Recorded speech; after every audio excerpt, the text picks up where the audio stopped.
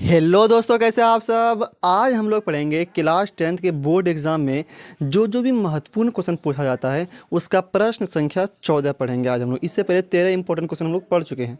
अगर आप उनको नहीं देखे हैं तो कमेंट बॉक्स में लिंक डाल देंगे, वहाँ से आप उनको देख सकते हैं। तो आज होगा ये क्लास नंबर 9 और क्वेश्चन संख्या 14 होगा। बहुत इंपॉर्टेंट क्वेश्चन है ये, बार बार एग्जाम में आता है ये, एक साल एक छोड़ करके आता ही आता है ये क्वेश्चन। क्या क्वेश्चन है? सहसंयोजक बंधन क्या है, इसके दो उदाहरण दें। सहसंयोजक बंधन को इंग्लिश में हम लोग कोवैलेंट बॉन्ड कहते हैं। आपसे पूछा गया है कि सहसंयोजक बंधन क्या है, इसके दो उदाहरण दें।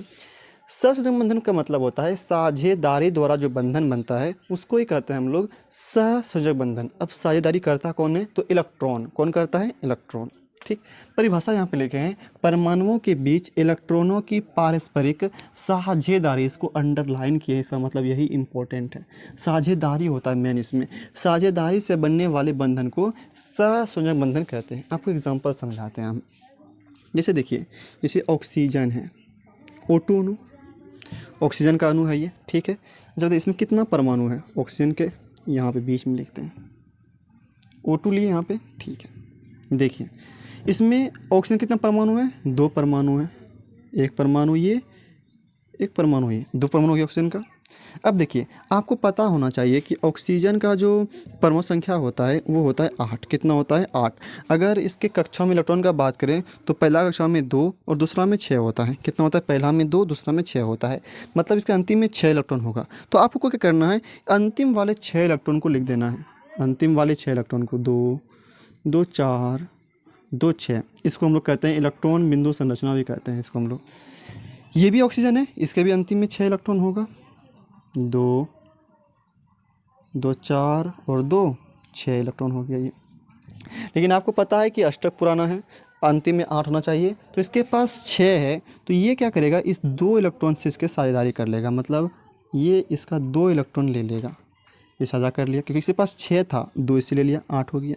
मतलब अब इसके अंतिम में कितना हो गया? 8 इलेक्ट्रॉन हो गया। और 8 हो गया इसका मतलब ये अस्थाई हो गया, ठीक है भाई। उसी तरह इसके अंतिम में 2, 2 4, 2 6 इलेक्ट्रॉन है। बोलेगा कि हमको भी अस्थाई होना है, तो इसके वो भी 8 पुराना होगा। तो ये भी क्या करेगा? इसके 2 से साझेदारी कर लेगा, 2 इलेक्ट्रॉन से।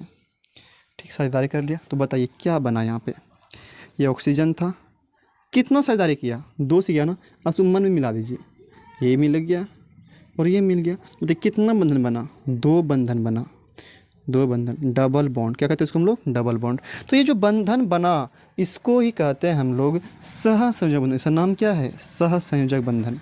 सहसंयोजक, सहसंयोजक बंधन, ये सहसंयोजक बंधन है आपका, ठीक है।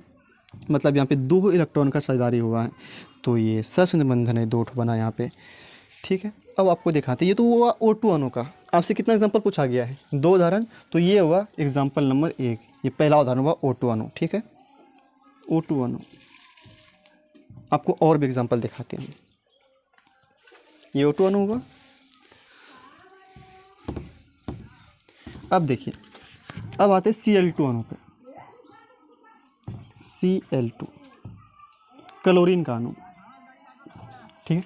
कितना क्लोरीन है इसमें? 2 क्लोरीन है, 2 क्लोरीन ले लिए, ठीक है भाई।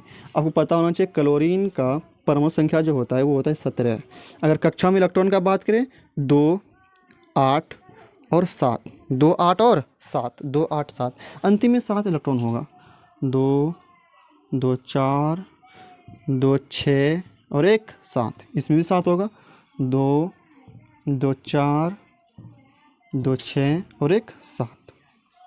अब बताइए, इसके अंतिम में 7 है, तो 7 अंतिम वाला इलेक्ट्रॉन को हम लोग लिखते हैं। इलेक्ट्रॉन संरचना में अंतिम वाले इलेक्ट्रॉन को ही लिखा जाता है। तो इसके अंतिम में 7 है, इसको एक और चाहिए तब ना 8 पूरेगा। अंतिम में 8 होना चाहिए भाई, अष्टक पूरा होना चाहिए। तो ये 8 हो गया अंतिम में, हुआ कि नहीं हुआ?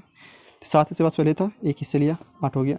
इससे पहले 7 था, देखिए ना, 2 2 4 2 6 1 7 था, एक और लेगा, ये भी अस्थाई हो गया। अब 8 हो गया इसके पास भी। तो बताइए यहाँ पे कितना इलेक्ट्रॉन का साझेदारी हुआ है? एक इलेक्ट्रॉन का साझेदारी हुआ है, तो एक बंधन बनेगा। इसी का जो नाम है, इसी का नाम क्या है? सहसंयोजक बंधन। इसको इंग्लिश में कहते हैं हम लोग कोवैलेंट बॉन्ड। क्या कहते हैं इसको हम लोग? Covalent bond. एग्जाम्पल नंबर ये दूसरा हो गया। आपसे 2 ही उदाहरण पूछा जा रहा था। आपको क्या करते हैं, हम एक एग्जाम्पल और दिखाते हैं। ये थोड़ा गोल बनाया कीजिए, गोल ठीक है, आपको एग्जांपल और दिखाते हैं, 2 तो दिखा दिए, तीसरा एग्जांपल, ठीक है। तीसरा लेते हैं मीथेन अणु,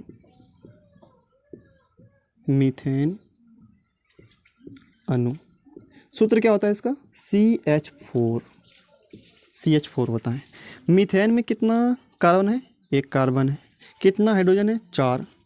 तो 1, इधर दूसरा, इधर तीसरा, इधर एक चौथा, 4 हाइड्रोजन दे दिए।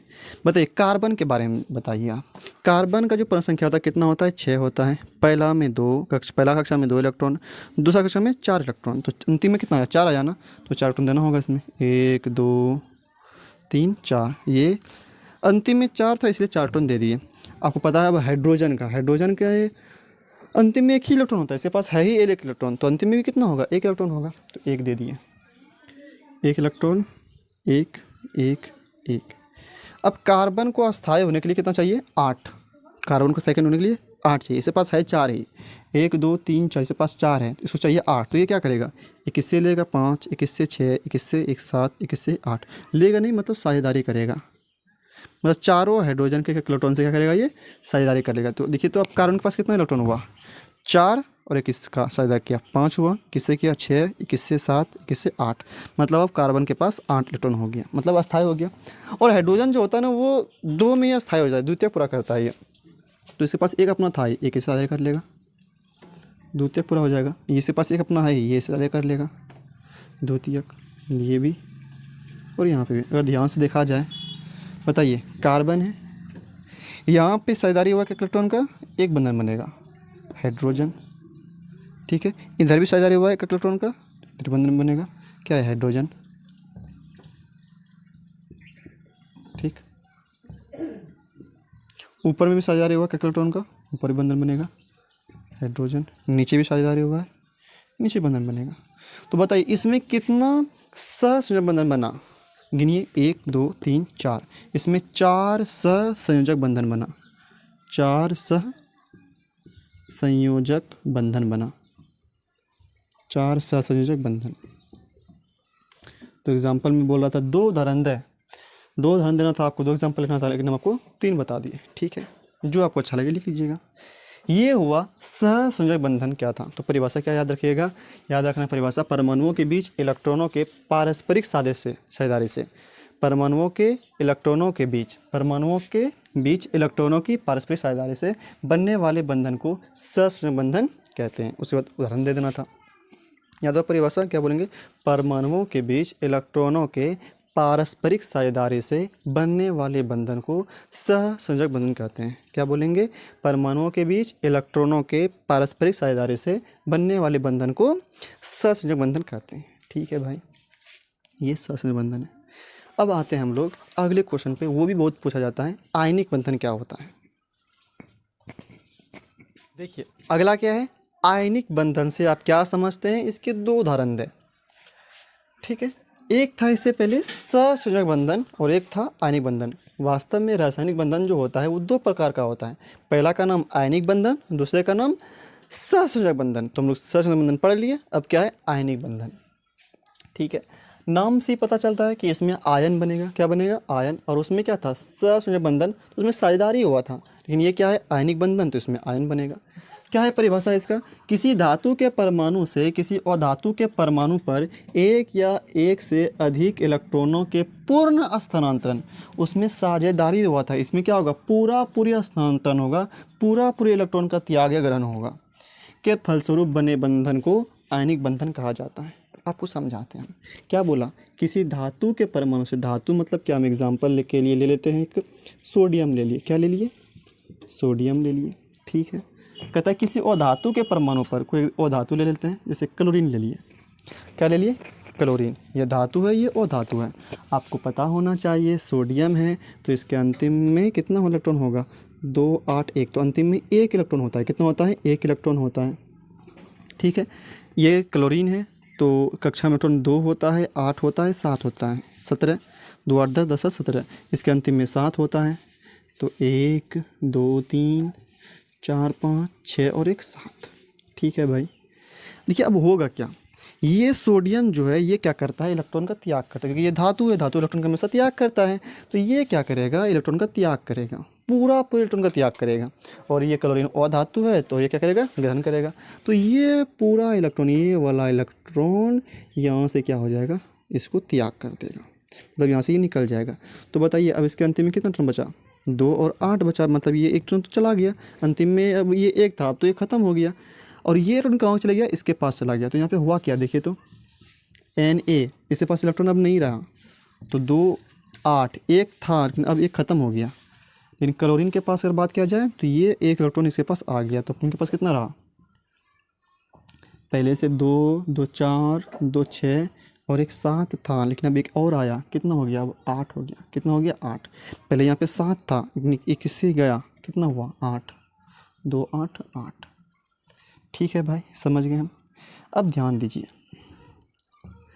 अगर ये इलेक्ट्रॉन त्यागा है तो इसमें एक प्लस आएगा, और एक इलेक्ट्रॉन ग्रहण किया है तो इसमें एक माइनस आएगा। ये याद रखिएगा, जितना इलेक्ट्रॉन त्याग होगा उतना प्लस, जितना इलेक्ट्रॉन ग्रहण होगा उतना माइनस। तो ये सोडियम क्या किया, एक इलेक्ट्रॉन त्याग दिया तो एक प्लस, ये क्लोरीन क्या किया, इलेक्ट्रॉन ग्रहण कर लिया, यहाँ से इसका ले लिया, तो इसमें एक माइनस, एक प्लस और एक माइनस। ठीक है भाई।